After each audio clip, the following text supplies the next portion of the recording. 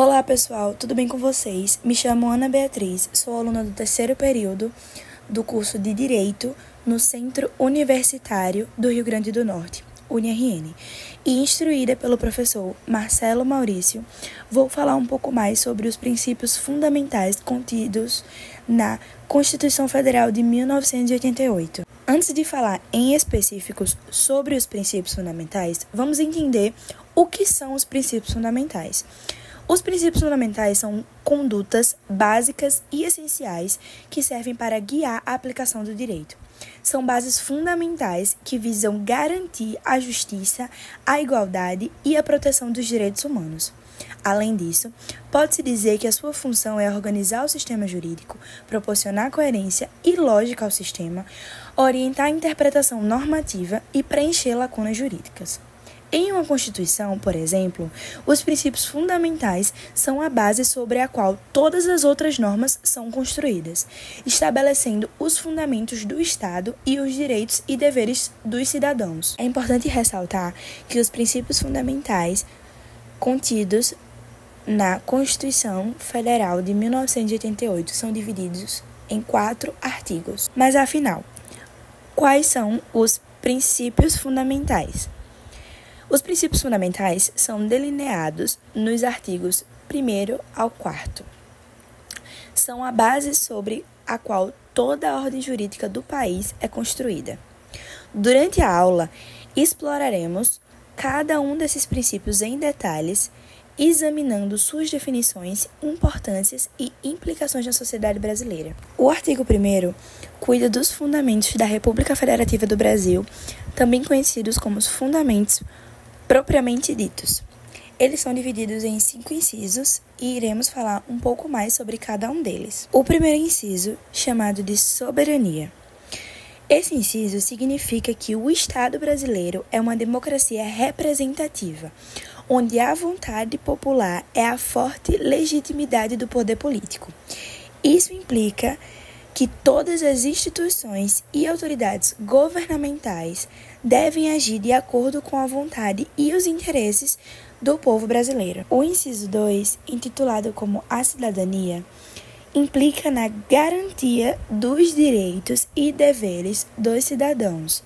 Isso inclui o direito de votar e ser votado, além do cumprimento das leis e o respeito aos direitos fundamentais. O inciso 3, nomeado como a dignidade da pessoa humana, envolve a garantia da valorização da pessoa em sua integridade física e moral, assegurando direitos fundamentais como a vida, a liberdade, a igualdade, a saúde, a educação e a dignidade no trabalho. O inciso 4, nomeado como os valores sociais do trabalho e da iniciativa, reconhece a importância do trabalho como meio de realização pessoal e de contribuição para o desenvolvimento econômico e social do país.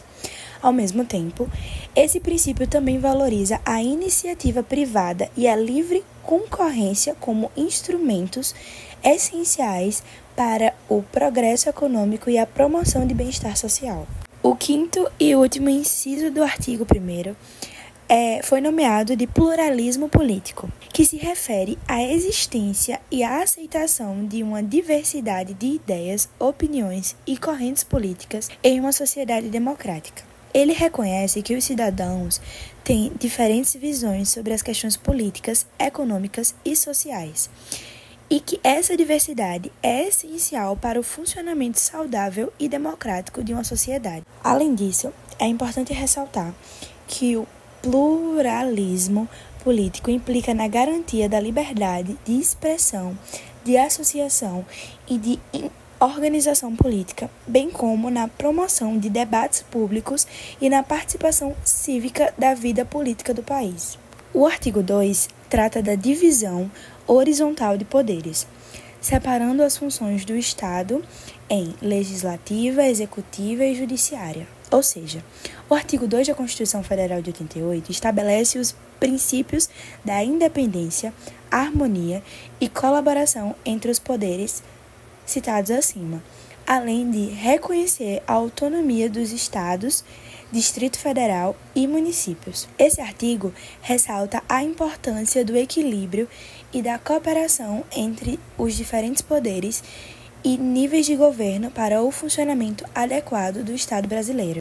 Por sua vez, o terceiro artigo elenca os objetivos da República, estabelecendo os fins do Estado, que incluem a construção de uma sociedade livre, justa e solidária, a garantia do desenvolvimento nacional, a erradicação da pobreza e da marginalização, a promoção do bem de todos sem preconceito de origem, raça, sexo, cor, idade e quaisquer outras formas de discriminação, e a busca pela paz internacional.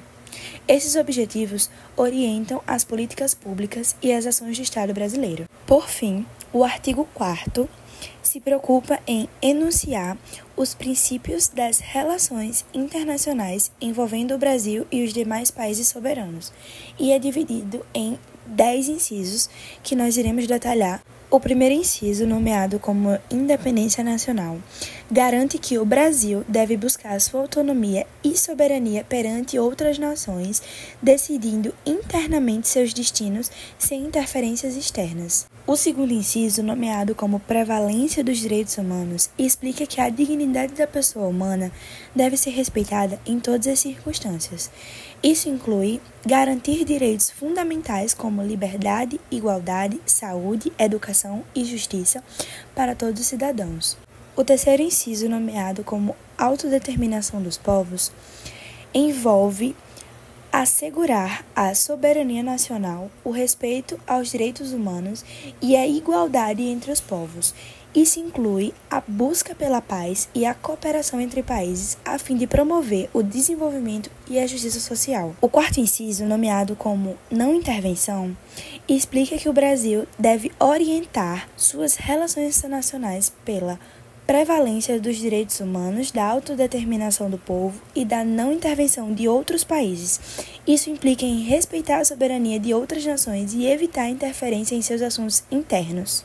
O quinto, nomeado como Igualdade entre os Estados, envolve a busca de relações pacíficas entre as nações, respeitando o direito internacional e promovendo a cooperação para o desenvolvimento mútuo. O sexto, o sétimo e o oitavo inciso, eles são bem interligados. Vamos ver. O sexto inciso, ele é intitulado como Defesa da Paz, e ele implica basicamente na busca por soluções pacíficas de conflitos e repudia o terrorismo e qualquer outra forma de violência. O inciso 7, nomeado de Solução Pacífica de Conflitos, como já foi citado no inciso anterior, esse princípio visa garantir a paz interna e internacional, promovendo a harmonia entre os povos. Já o inciso 8, nomeado como Repúdio ao Terrorismo e ao Racismo, significa que o Brasil rejeita e condena tanto o terrorismo quanto o racismo, buscando promover a paz e a igualdade entre todos os indivíduos. O nono inciso, intitulado como Cooperação entre os Povos para o Progresso da Humanidade, busca a construção de uma ordem internacional justa e solidária. Isso implica em promover a colaboração entre as nações para resolver desafios globais como pobreza, fome, doenças e degradação ambiental. Décimo e último é nomeado de Concessão de Asilo Político, o qual implica em garantir a proteção a estrangeiros perseguidos em seus países por motivos políticos ou de violação de direitos humanos.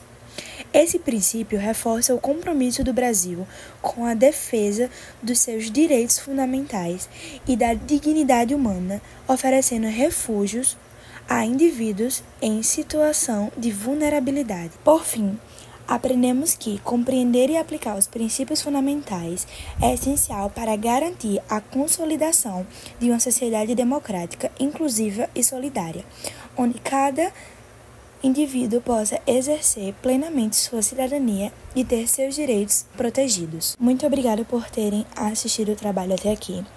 E minha amiga Daniele dará continuidade no conteúdo falando sobre direitos e garantias fundamentais, direitos sociais.